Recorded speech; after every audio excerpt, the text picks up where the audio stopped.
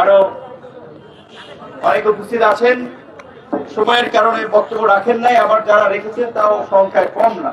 বক্তাক্ষী মানে এই বক্তার এত বক্তা একটা প্রোগ্রামে থাকা উচিত না, এবং যারা কথা বলবেন বিষয়ভিত্তিক আলোচনার মধ্যে থাকাটা শিখবেন।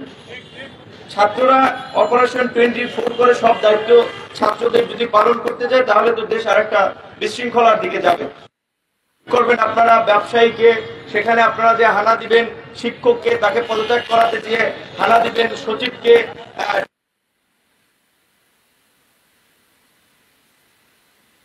এসপি নিয়োগে পদায়নের ক্ষেত্রে আপনারা কাজ করবেন।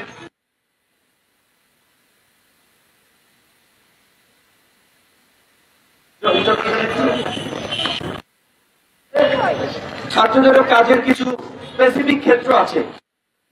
কেন্দ্রিক ছাত্র নেতৃবৃন্দকে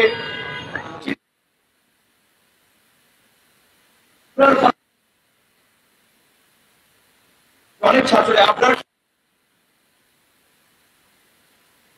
সালে যখন বুয়েটে স্ট্যাম্প দিয়ে ছাত্রলীগের নেতা কর্মীরা আপনাকে পিটিয়ে পিটিয়ে হত্যা করেছিল, এটা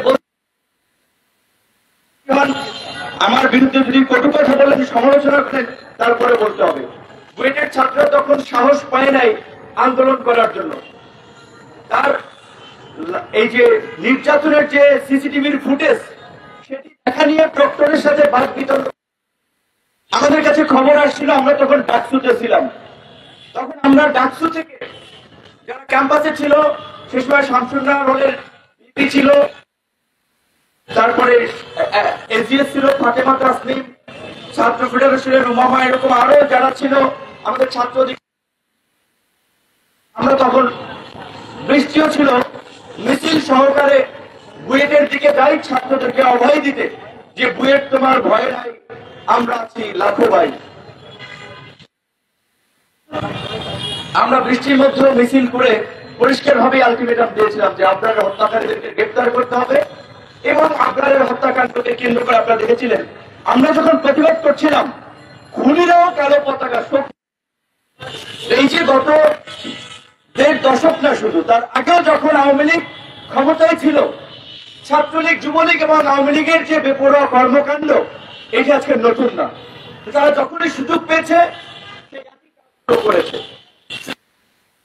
আজকে যে ছাত্রলীগকে নিষিদ্ধ করার দাবি, এই দাবি অবশ্যই যৌক্তিক এবং এই দাবি বাস্তবায়ন করতে হবে। আমরা দেখেছি মুক্তিযুদ্ধের পরপর, মুক্তিযুদ্ধের অবশ্যই তিনি একজন অবিসংবাদিত নেতা ছিলেন, কিন্তু মুক্তিযুদ্ধের পর তার যে বিতর্কিত ভূমিকা, হত্যা, গুম, খুনের মাধ্যমে একদলীয় শাসন বাকশাল কায়েমে যে জঘন্য বর্বরতা চালিয়ে তিনি একজন ঘৃণার পাত্রে পরিণত হয়েছিলেন, যার ফলেই হয়েছিল। ভাগ্যের কি নির্মম পরিহাস, তার কন্যা শেখ হাসিনাও গণবিক্ষোভের মুখে প্রাণ বাঁচাতে দেশ ছেড়ে পালিয়ে গিয়েছেন। এই যে আওয়ামী লীগের যে ফাসিস্ট চরিত্র, এটা তার জেনেটিক্যাল ক্যারেক্টার। সুতরাং দুইবার আমরা দেখেছি আওয়ামী লীগকে আর রাজনীতির সুযোগ দেওয়া যাবে না, যাবে না, যাবে না। এই আওয়ামী লীগ বাংলাদেশের প্রশাসনকে কলুষিত করেছে, আওয়ামী লীগ বাংলাদেশের শিক্ষা ব্যবস্থাকে ধ্বংস করেছে, এই আওয়ামী লীগ বাংলাদেশের মানুষের ধর্মীয় মূল্যবোধকে আঘাত করে বাংলাদেশকে উগ্রবাদী, জঙ্গিবাদী, সাম্প্রদায়িক করিয়েছে। এবং বাংলাদেশের ছাত্র জনতা গণ অভ্যুত্থানের মাধ্যমে যখন আওয়ামী লীগের পতন ঘটিয়েছে, তখন আওয়ামী লীগ ভারত গিয়ে আশ্রয় নিয়েছে, ভারতে গিয়ে নতুন ষড়যন্ত্র করছে। এসবির প্রধান মনির কিংবা স্বরাষ্ট্রমন্ত্রী আসাদুজ্জামান খান কামাল, শেখ হাসিনা, ওবায়দুল কাদের, সবার নিরাপদ আশ্রয়স্থল হয়েছে এখন ভারত। তো কাজী ভারতকে আমরা পরিষ্কারভাবেই বলতে চাই, তারা যদি আমাদের সাথে বন্ধুত্ব করতে চায়, সেই বন্ধুত্ব হবে মর্যাদার ভিত্তিতে, গোলামের ভিত্তিতে নয়। আজকে আপনার ভারতীয় আগ্রাসনের বিরুদ্ধে আন্দোলন, লড়াই, সংগ্রামের প্রতীক 7ই অক্টোবরকে আমরা আগ্রাসন প্রতিরোধ দিবস হিসেবে প্রতি বছর আমরা পালন করব।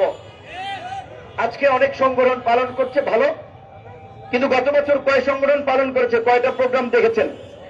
অবশ্যই সবাই প্রোগ্রাম করুক, ভালো, কিন্তু আমি বলছি যে প্রতিকূল সময়ে কয়টি মানুষ ভয়েস রেজ করেছে?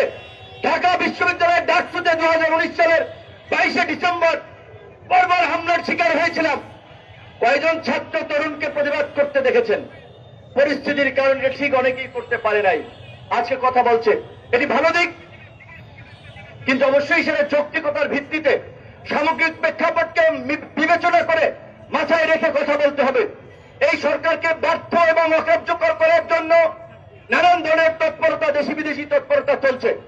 কারণ এই সরকারকে ব্যর্থ করে আরেকটা নিয়ন্ত্রিত সরকার কিংবা তারপরে নির্বাচনের পরে আরেকটা দুর্বল সরকারের মাধ্যমে যেন বিদেশি প্রভুরা যেন বাংলাদেশের উপরে ছড়ি ঘোরাতে পারে। তাই আজকে বিপ্লবী ছাত্র জনতার প্রতি আমাদের আহ্বান থাকবে, যার যার জায়গা থেকে আমরা আমাদের নিজেদের কাজটি করি। রাষ্ট্র সংস্কার, সংবিধান সংস্কার, আইনের সংস্কার, নিজেদের মানসিকতার যদি পরিবর্তন না করি, সমাজের পরিবর্তন না করি, রাষ্ট্র সংস্কার, সংবিধান সংস্কার করে কিচ্ছু হবে না। সুতরাং আমরা একটা সহনশীল সমাজ তৈরি করা, ঘুষ, দুর্নীতি, লুটপাটের বিরুদ্ধে একটা প্রতিবাদী সমাজ তৈরি করা, ছাত্র অধিকার পরিষদ যেমনি ভাবে 2018 সালের পর থেকে এদেশের শিক্ষা প্রতিষ্ঠান তথা সাধারণ মানুষের মুখে, সাধারণ মানুষের মাঝে দ্রোহ প্রতিবাদের ভাষার জন্ম দিয়েছিল, তার ফলে আজকের এই সফল গণ অভ্যুত্থান হয়েছে। ছাত্র অধিকার পরিষদ তৈরি হয়েছে বলেই আজকে আমি ডাক্তার ভিপি নূর তৈরি হয়েছি, ছাত্র অধিকার পরিষদ তৈরি হয়েছে বলেই আজকে দুজন উপদেষ্টা তৈরি হয়েছে। তাহলে রাজনৈতিক হাতে খড়ে উত্থান এই ছাত্র অধিকার পরিষদ। এমনকি এই আন্দোলন সংগ্রামের নেতৃত্বের অগ্রভাগে ঢাকা থেকে ঢাকার বাইরে আপনারা যদি খোঁজ খবর নেন, অধিকাংশই ছাত্র অধিকার পরিষদের নেতা কর্মী কিংবা ছাত্র অধিকার পরিষদ থেকেই তাদের উত্থান।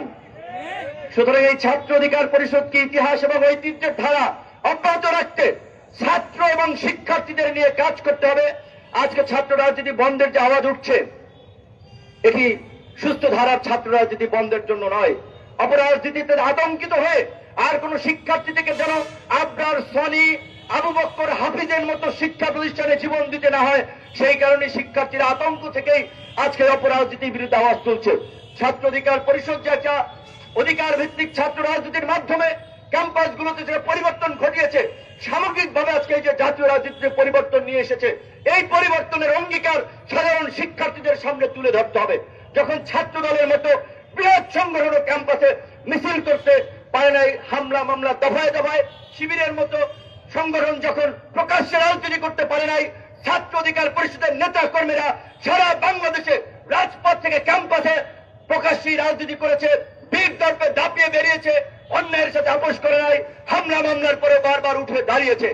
আজকে সকল কলেজ, বিশ্ববিদ্যালয়ে অনতিবিলম্বে ছাত্র সংসদ নির্বাচনের মাধ্যমে শিক্ষার্থীদের মধ্যে গণতান্ত্রিক মূল্যবোধ এবং সুস্থ ধারার ছাত্র রাজনীতি চর্চার পরিবেশ তৈরি করে দিতে হবে। মাথা ব্যথা হলে মাথা কেটে ফেলার কোন সমাধান নয়, তার প্রতিকার এবং নির্ণয় পথ আমাদেরকে খুঁজতে হবে। যেহেতু আজান দিয়ে ফেলেছে, আমি আর বক্তব্য লং করবো না। ধন্যবাদ।